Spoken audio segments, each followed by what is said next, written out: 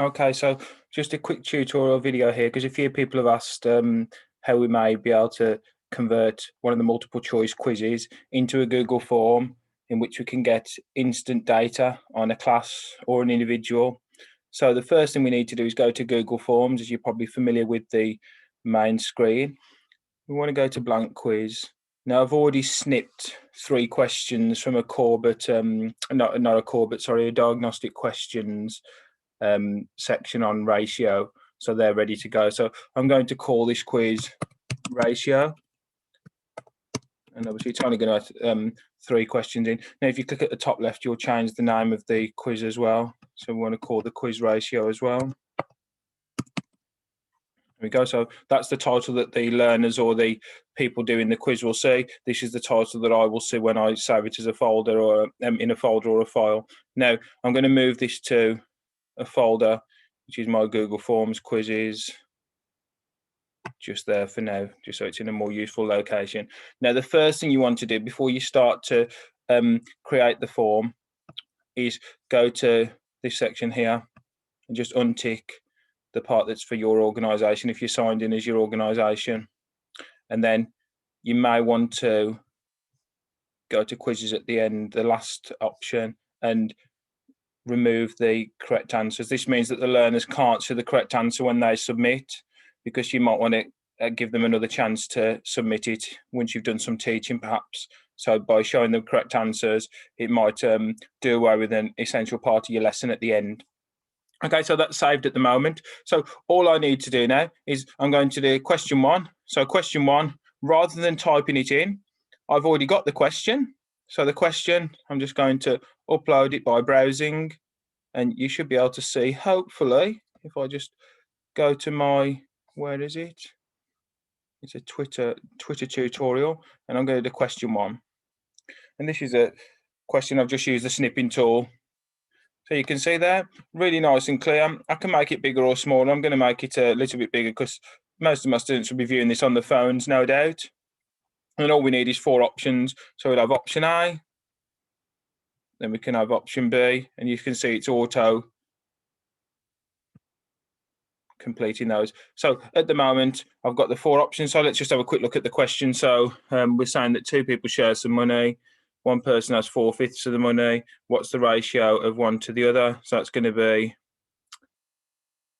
4 to 1, which is D. So we're going to go to the answer key at the bottom here and make answer D the correct answer, and we're going to award 1 point for it. Obviously, the number of marks you award could be the number of marks that the question is worth, perhaps, or you could just make it generically 1 and do it that way. So that's question number 1. Now, question number 2, I'm going to duplicate the question.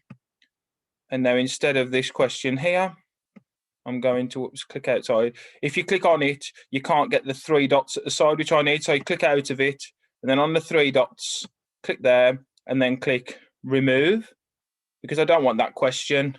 I want my question number 2. Because I've already accessed the location for that question 1, question 2, and 3 are also in the same folder, so it makes it a bit quicker this time. Now open that one. Exactly the same thing again, you get the idea.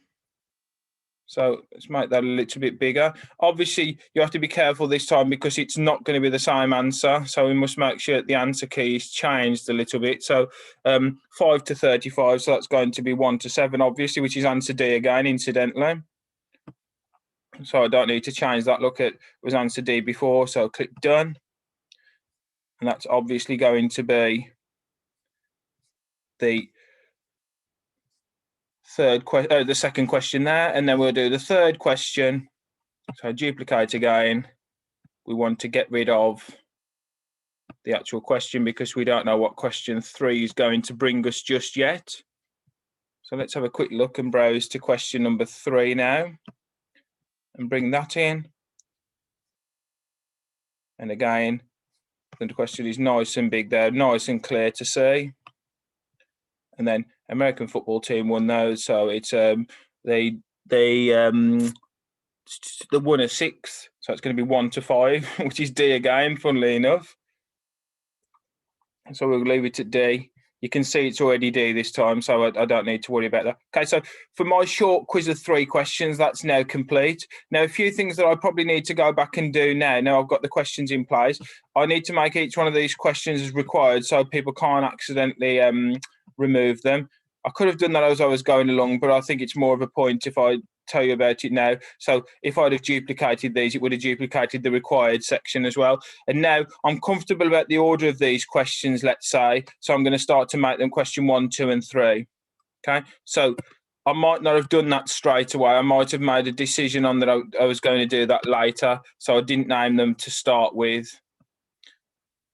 Because if you name them question 1, 2, and 3 and then decide on changing the order a little bit, you can have a mess around with changing the order of questions. It's not too difficult, actually. You can do it just by right-clicking on there and then changing the order of the questions later on.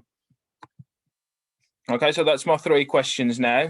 Now, as you can probably see at the moment, this isn't going to be useful for a teacher. It's only going to be useful for a student. A student will be able to do this and get their score, but a teacher won't get anything from this at all unless the students that are actually doing it give some form of information about themselves. So I may wish to click at the very start, and you can see when I click on an area, it will become blue on the left-hand side. So now I'm in this section, but you want to click on the very start, so at the title, and then I'm going to add a question. And this question, I might just ask for the student's forename. Okay, it would help if I could spell forename first and foremost, wouldn't it? Forename, and that's going to be short answer text, which is fine. We'll duplicate that and we'll say surname. And this should be enough to identify the student. But if you're familiar with lookups and other clever things, you might wish to put a student ID number if your school or college has ID numbers. So ID number, and then we can make this into a short answer as well. There are validation checks you can do on these once you get a bit more confident, in which you can make sure that the ID number is in a form that's useful.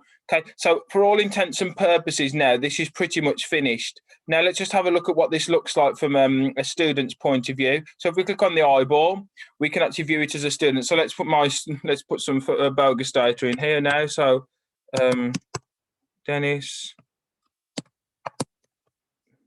Would help if I could spell menace, wouldn't it?